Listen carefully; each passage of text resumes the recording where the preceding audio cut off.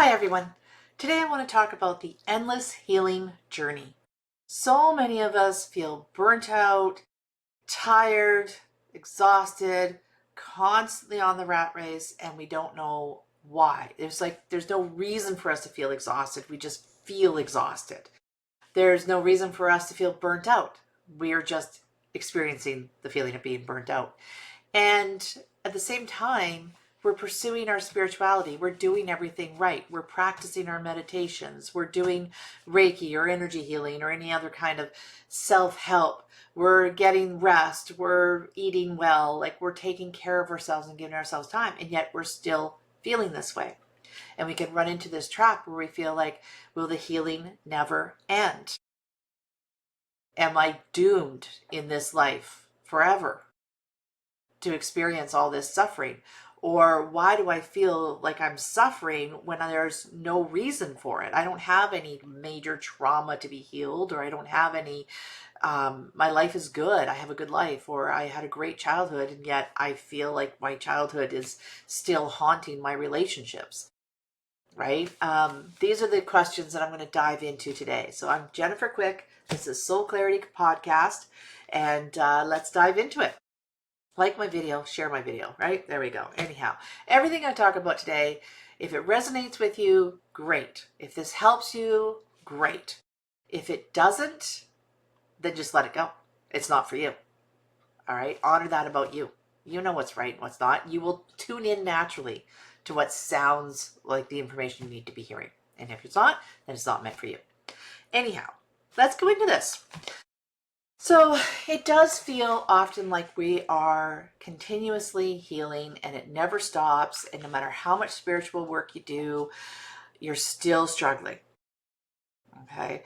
I want to talk about that. We often, and I've got other videos on this, but we often talk, okay, well, it's solar flares or it's Mercury retrograde, which is coming up. It's some astrology event happening. It's the politics or whatever. Like, there's always an excuse. There's always a reason that we can say this is why it's happening.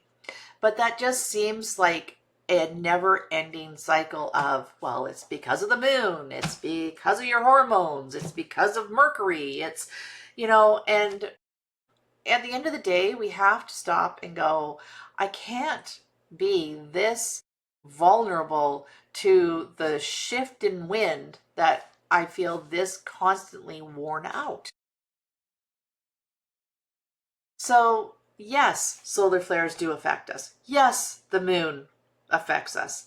Yes, our hormones affect us. And yes, Mercury does have an effect on us, as all astrology has an effect on us. But it is not all consuming. These are energies these are ways of understanding the energies, ebbs and flows that go through us. They are not the big issues that are pushing that pain point forward. They're not repeating cycles of struggle that we just can't seem to shake. Those aches and pains and those, the relationships that just keep recycling in the same toxic circumstances, right? That is not the cause of a solar flare or the cause of an astrology lineup, all right? What that actually is the chemistry in your body pushing you to heal itself, to release it from your body so that your body can upgrade. Okay, so this is all about a frequency convergence that's happening in your body. And what I mean by that, currently our world is demanding more from us. There's a lot more uncertainty, and our jobs require more from us. It's everywhere across the board. It's not just our jobs. It's even in our language and how we speak to each other. That has shifted. How we handle relationships, whether it be with how we handle our parents or our children, our friends, our neighbors, and our spouses, right? Our siblings, all that. Every relationship we have is being handled differently now. And it can often feel like everything is so sensitive, right? What all that is, like, so, okay, let's go back. Where the whole world is changing, All right, so we have all this issues with our relationship. We have all this health. It seems like there's more diseases. There's more issues with health. There's more people suffering. There's more diagnosis of this, that, and everything else. And it seems to be a drug for everything except for what ails you, right? And it seems like nothing's really getting diagnosed and everything's being funneled under a pharmaceutical care. And to a degree, that is actually happening. But the other aspect of it that is happening is we are expanding our understanding of health. We're expanding our understanding of the human experience. And therefore, we are diagnosing more. We are also investigating deeper. And so it's a bit of both happening. Yes, there is the pharmaceutical push because that's where the money is driven. But then there's also healthcare is looking deeper into the causes of these things. So therefore, don't go to the doctor and go, doctor, I have a headache, and they go, here, take the aspirin. Now you go to the doctor, I have a headache. They start asking you investigative questions. They start running blood work. They start running MRIs. Like they start looking into what is the cause of the headache versus just take the aspirin and go. And many of us are at the point with busy lives going, sometimes I just want the aspirin and go. But in the end, this is an expansion of how we look at the body and how we look at health. So keep that in mind. I'm not saying that that the medical system is working. There's definitely the medical system is broken. Health needs to be expanded and clarified and diagnosed better and all sorts of problems in there. But it's not just a conspiracy theory of pharmaceuticals are out to get us. Okay, so that's all I want to say with that. But that's expanding it's more showing our expansion, our relationships, the way we don't have the gender defined roles like we used to. And so we're expecting more out of our relationships. And we're also showing up differently in these relationships, right? So the relationships themselves are being asked to hold more than they used to. Right? It used to be everybody had their role, and this is how you treat. This is the way you spoke to your mother. This is the way you spoke to your children. This is the way you spoke to your spouse. This is the way you spoke to your neighbor, and this is how you spoke to your friend. And there were socially agreed upon beliefs of how you did that. Well, those are breaking down. We don't speak to our neighbor the same way we used to. We don't speak to our parents the same way we used to. Same with our children. We're not raising them the same way we used to, right? These are all expansions of who we are. And where the dysfunction is happening is in us in the transition of going from the old way to the new way, because the new way is unknown. There isn't a predetermined method of what works and what doesn't work. Whereas in the old ways, when everybody had their role and the way they were supposed to be, there was a well-known, everybody agreed upon behavior expectation. That's not there anymore. Okay. And we are in that, those guidelines aren't there. The guideline, the what's acceptable is completely changed in an expanded way. But the agreed upon rules aren't there yet because we haven't solidified that evolution yet. We're still kind of working out the details of it. And so the nervous system doesn't know where to land. Our nervous system is based on prediction, right? Our physical bodies, it's the accumulation of experience interacting with what we predict is going to happen. And when what we expect to happen doesn't happen, it causes dysregulation in the body. All right? This is also happening in workforce. There's a lot of fear around workforce because not only are we being asked to accomplish a lot in less time, we also have this new technology that's coming out and new way of doing businesses that is shifting up. And again, there isn't agreed upon what works, what doesn't work. The people that are out there telling you this is the way it is and where it has to be, there's plenty of them out there, but most of them are still operating on the old way of doing business, which was much more simple than how it is today. right? A blacksmith made metal.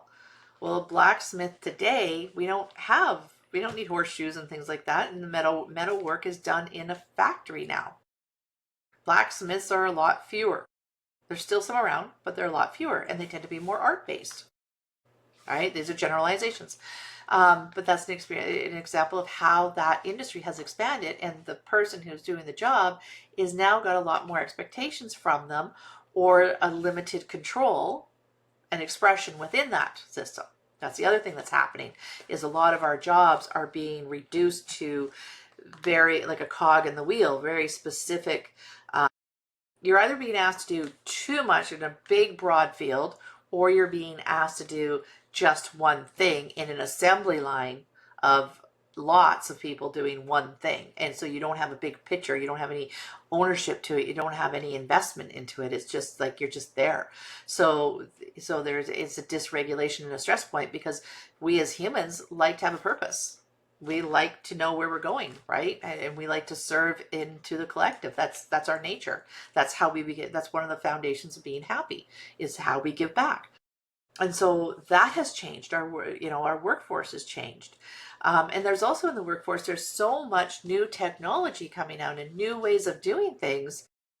Industries that you used to be very profitable and excellent careers are now gone, or disappearing rapidly, and new careers that don't make sense, or are again the cog in the wheel, the small little bit where there's no autonomy. It seems like some greater force is taking control of it, is also happening. So there's a lot of turn up, and the landscape of work for the future is very unpredictable. And again, humans like to be predictable. We like to know what's coming down the pike. We like to be able to, and the rules have changed. And so our bodies are feeling that change. And yet at the same time, it feels like we can't identify it, because there is no rules yet. There's nothing that's saying this is what's changed, this is the new. It's just sort of stacking up and expanding out of the old, and there hasn't been a new structure in place of what it's going to be. We're still in transition. And so our nervous systems are really struggling with that. Okay. I don't know if did I follow the whole, I think I followed a pretty good picture of where people are sitting at on how, I don't know what the other one I wanted to mention was finances. Finances are a huge shift right now, and so much uncertainty. And that is threatening our safety, our sense of being secure, and being able to secure for safety and providing for our families. Our very basic needs feel potentially threatened. We might still be financially fine and doing well. Our jobs are still doing great, but we don't feel like that's predictable anymore. We feel like that could be gone any minute, right? And it doesn't matter how well you invest. It doesn't matter whether you have a big mortgage or a small mortgage, or whether you're renting or you're not. You feel vulnerable in whatever financial situation you are, because even the wealthy are worried about, is the stock market going to crash? And all my savings and all my investments that my wealth is based on is gone. And that can happen in a blink. It's happened in history, and it's being predicted again. So a lot of financial insecurity. And then, job loss, there's another insecurity, right? If we lose our job, that's financial insecurity. So you see where we've got a lot of this going on. Now, all of that lands in the nervous system. And so our nervous system is just stressed out. And yet we look around our lives and we're like, my job is still there. I have a good paycheck. My bills are paid. I've got 3 months in the bank, 6 months in the bank, whatever. I'm still taking a vacation. The kids are still in all their school activities. My spouse and I are still having the date nights. Why? My life is fine. Why am I feeling this way? It feels like it's unjustified to feel the way you're feeling, for the nervous system to be so dysregulated when your circumstances are fine, right? And so you fall into a trap where you're like, what's going on? And then and then this increases as well when we go into spirituality and we go into metaphysicals and self-help realm, and we start doing meditation, breathing exercises, shifting our mindset, editing our media consumption, channeling and bringing our spirit guides through, and trusting in the universe, and all those practices that we do as a spiritualist. We feel like, why is it not working? Why is it not working? Why am I still full of anxiety? Again, your nervous system is having a biological reaction to the world it's living in, right? So all of those spiritual things help, and they are the way to navigate through. Absolutely. But you're not a failure, or it's not failing you because your nervous system is still having trouble. This is the missing link that I kind of want to connect for people, is understanding how the nervous system works and why the nervous system, what the nervous system is actually asking us to do. All right? Why this is happening. So we can see all the changes that are going on. The consciousness of humans is increasing in frequency. All right, because of how our world's changing and everything, and how much information we're processing and all of that, our consciousness frequency is increasing. When frequency increases, it moves faster. Okay, vibration is faster, right? This is more. But in order to do that, our biology needs to shift and make room for this higher vibration, right? So as frequency is moving faster in through our bodies, that frequency is increasing the rate that our body. So our body has to shift and adjust to that frequency. When we are holding drama and trauma, which is all based in lower frequencies, okay? So where the lower frequency is in the body, it is being stress pointed. It's under a stress to increase its frequency, but it has this thickness of chemistry, which is our body, or as its thickness of the body structure has been held in that for so long, it needs to be shaken loose. And so this is why we do the healing work. This is a lot of why a lot of spiritually aligned people have a lot of pain in their body. Is because for them, the higher their frequency is that they're processing through the body, the more tension these contrasting frequency points are having. And the lower frequency has to give away what's been holding it into the lower frequency. All right. And so what holds it into the lower frequency is anything that's a lower vibration. So the beliefs, the illusions, the programs, the memories, the traumas, the emotions, right? They're just based on emotions. The stories we tell ourselves, those are all, when they're lower frequency and the new higher frequency is trying to get in there, it's a pressure point. That's the basis behind. That's why we're being called to do this healing. Now, the higher your frequency goes, the more aware of the collective unity that we are. We're all interconnected beings. So everything that you do has a reaction in the world. This is karma. This is put out an action, we get a reaction back. That's karma. That's the feedback loop of having a physical experience. So when we raise our frequency and when our consciousness expands, we come into a greater understanding about how what we put out in action, how it affects the environment around us, which is the reaction. It's the feedback that tells us what the frequency out is. So where that frequency feedback loop is happening is in contrast to the frequency increasing and versus what's being held in the body. This is causing tension and a pressure point within the body. So this is what we're being asked to heal. Okay, so every time you go, now here's something that not a lot of people talk to, and I'll tell you my own experience with this. I was born with a curved spine, and it gave me a lot of problems in my life. And as I was getting older, it got worse. And by the time I was in my late 30s, early 40s, somewhere around there, it really was a problem. And I was taking a lot of painkillers on a continuous cycle just to be able to manage my body and the pain my body was holding and the frequency. So, and I was starting at that point, I was starting to do the work that I was doing as well. Actually, I'd been doing it for a few years. So there was a part of me that was quite frustrated with I was healing spiritually a lot and emotionally and mentally a lot, but I still had this very deep physical pain that was just seemed to be getting worse. And I was really getting frustrated with that. Why am I doing all this work?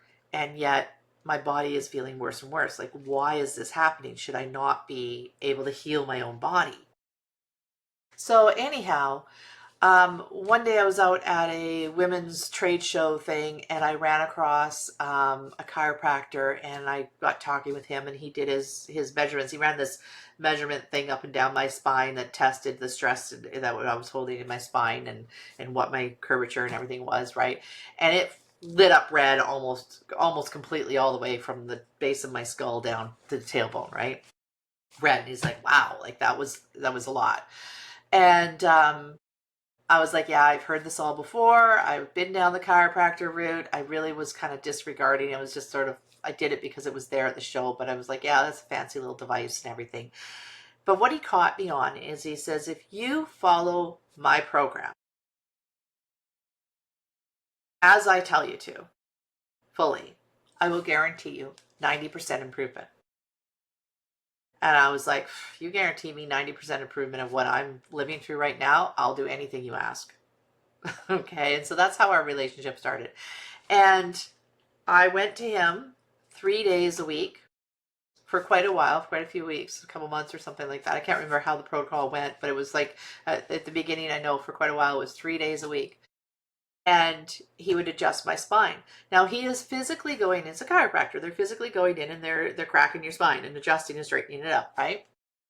The side of it, and what was so great about him, is he actually had an understanding of how this spreads through your body on a more energy base. Okay, not just the physical manipulation of the body. He understood that when you release something in the body, it has a chain reaction that goes through the emotion, mental, and spiritual aspects. And so I would get these adjustments, and then I'd be wrecked. I was so exhausted afterwards. I slept so much during this time period. It was very hard to continue taking care of my kids and running my life the way I had been doing it. I cut back on everything I was doing and just did what I had to do in order to get through this because I was so tired. And I was so emotional. I would cry for no reason at all. Often I'd walk out of these sessions just and bawl my eyes out all the way home. And then during this time is actually when I met my partner, Stephanie, which many of you watching this might know because I do a lot of stuff with her in this field. She's a good friend of mine. And anyhow, she at the time had a metaphysical store that was close by where my chiropractor was. And so I started going in there, and I would actually go in, and she had a couch in her back staff area, meeting area type thing. I would go and I'd have naps on her couch after my treatments for my body to settle and before I could go and pick up my kids from school and stuff. So this is what I was going through. And I was having huge amount of dreams and downloads and exhaustion and all these emotions, crying for no reason, and all these thoughts that were coming through. And what was happening is through the physical manipulation, it was triggering the release of all the traumas my body was holding. And not only, now thankfully I did this work, so I understood the Akashic records, and I did a lot of work on the Akashic records during this time.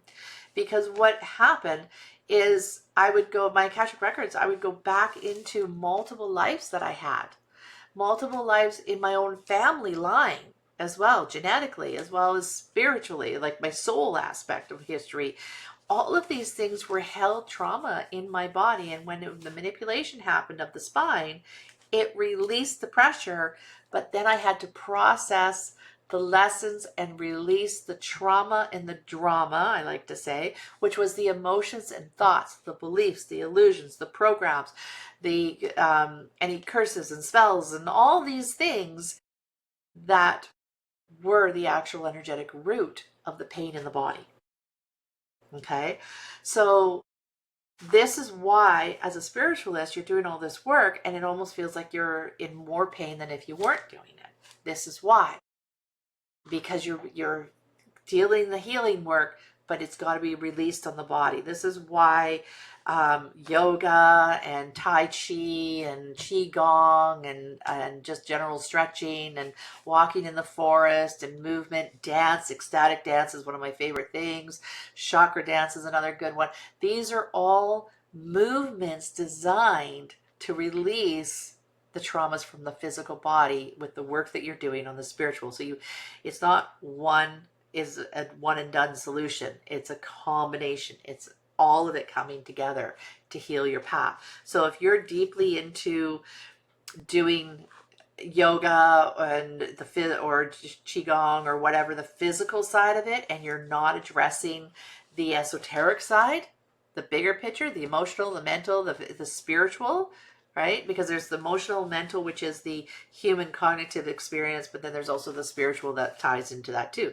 Whereas like counseling is dealing with that middle, emotional, mental, current world stuff.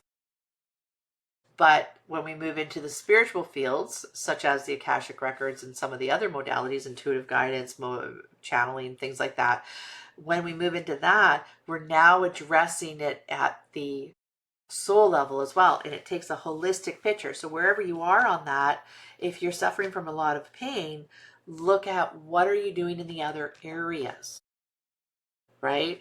Are you doing, if you're doing a lot of Akashic work and intuitive guidance, tarot reading, stuff like that, getting downloaded a lot of wisdom and understanding about the pain from that viewpoint, are you also journaling it? Are you processing the emotions of it? Are you doing the emotional release work for it? Are you, maybe a counselor is the answer, maybe another coaching. That's why I do Akashic Records and coaching, is because I help people process that emotional, mental in the physical experience as well. So are you doing that? And then are you doing the physical movement that releases it from your body? Okay, and there's no one answer for everybody, right? And there's no one answer that lasts throughout your whole life. You might need to change it up, right? And the degree that you need to do it might change. But this is why the physical can feel so heavy. These are all the different processes. So look at where you are in your healing path, and are you addressing the three aspects of it? Now I want to add in here too,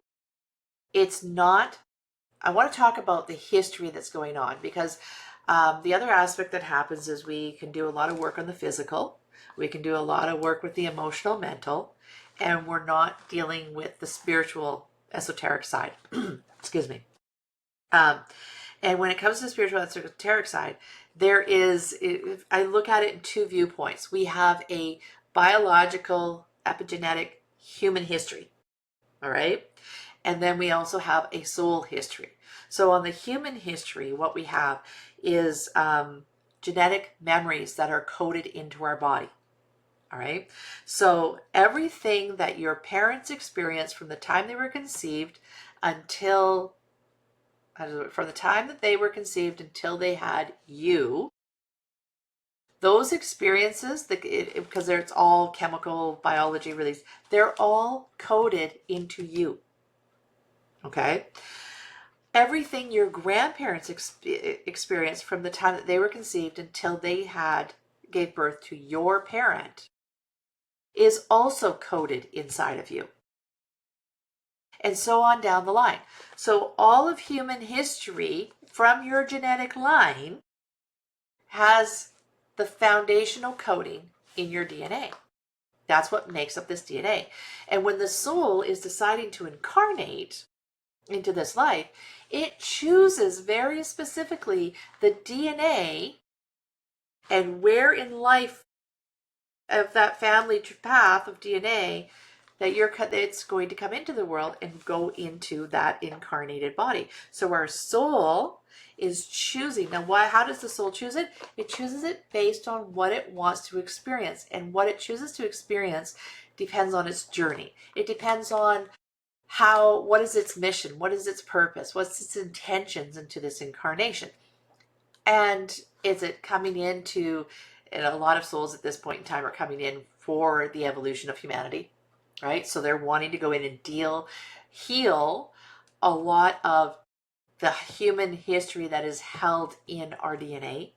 This is why sometimes the traumas that we feel don't match the experience that we've lived in this life, and why sometimes we react stronger to an experience we have in this life than what the actual experience really should expect a response of. It's right. That's because that experience you're having in this life is actually triggering the historical that's held in your DNA. Okay, so your soul actually plans for that, and is wanting to heal that genetic line in service to raising the collective. Because when you heal that genetic line, you not only are healing it for it. So when you heal your body, you don't just heal it for yourself. You actually heal it for your entire ancestral line, your DNA line going forward, as well as the collective consciousness that is currently here on the planet, right? Because once you heal that trauma point, it is now one less in the collective. You've changed the vibration entering into the collective, which affects other people. Okay, that's why under your influence, you are changing and healing others, not only just yourself. All right, so the soul chooses for that. It also chooses it based on what is the soul's journey been. Maybe your soul works a lot with the warriors of light, which are divine beings that work with shadow energy, that lower negativity angel energy, and helps other souls not get lost in that darkness, to heal their wounds, stuff like that. Maybe that's where you're in that confrontation with the darkness, right? Maybe that's where you work. Or maybe you work with music, which is all frequency and vibrations, and maybe and sound therapy and everything. Maybe that's what you work with between lives. As a soul, that's your specialty that you work in. Or maybe you're an ambassador with working with multiple different species. Or maybe you're like an Arcturian or something that is deep into the science of technology, and so you deal with these advanced concepts of technology. These are all kind of different things that the soul will do when it's not incarnated as a human. The part of it that incarnates as a human is influenced, shadowed into this life, those skills that the soul is dealing with. And so that all goes into the planning the soul has for this lifetime. Right? And it's all of this coming together. It's the pressure points. So I hope I understand. I think I came this full circle. I think I got it all where I was with what I explained, and I'm going to wrap it up at that. This video, so going back to the original question of why do you feel so burnt out? Why do you feel so stressed? Why is there so much pain in your body, despite the fact that you're doing all the right things that you're supposed to be doing, especially spiritual people who I'm doing the manifesting and the positive vibrations on all of this. Now maybe look at what your healing path has done through this broader window that I've explained in this video, and maybe take a look at your life and see, okay, I'm doing a lot of spiritual work, I'm doing a lot of mindset work, but I haven't done ancestral healing. or I'm not doing physical movement where I'm getting it released. Maybe I need some physical help. Maybe I'm not journaling and getting that word out, right? Expressed. Emotions and thoughts are part of the expression. Maybe there's more conversations you need to be having. Maybe there's more material you need to be writing, or maybe you just need to be releasing it through words for yourself or a conversation. Maybe you need to bring that out in your work more. Like, look at where you, in all of these different formats, are needing to release lower vibration to make room for the body to transition into higher frequency. Okay, I just want to put one little bit, as I bring it back to that point, I want to put a little add on here that our physical body, this is a very physical world, and this is a physical spirit experience, and our bodies are literally transforming into a lighter density. All right, so that's the higher vibration. The physical body, our DNA, our cells, the crystals in our body, the antennas and neurons and things that all are firing, and the chemistry that's happening in our body is transitioning into a higher frequency. And so we need to look at how that's happening in the body. So hopefully this video has given you a few ideas to think about in your own journey. My specialty is the Akashic Records and Reiki and coaching with Soul Clarity. So if you want any of my services, please check me out at soulclarity.ca. Otherwise, please like this video and share this video. I hope it resonated with you. And if it didn't, then just let it go. But if you or you know somebody this might land with, please share it. Anyhow, I love you, and all the best to you in this evolution. Bye.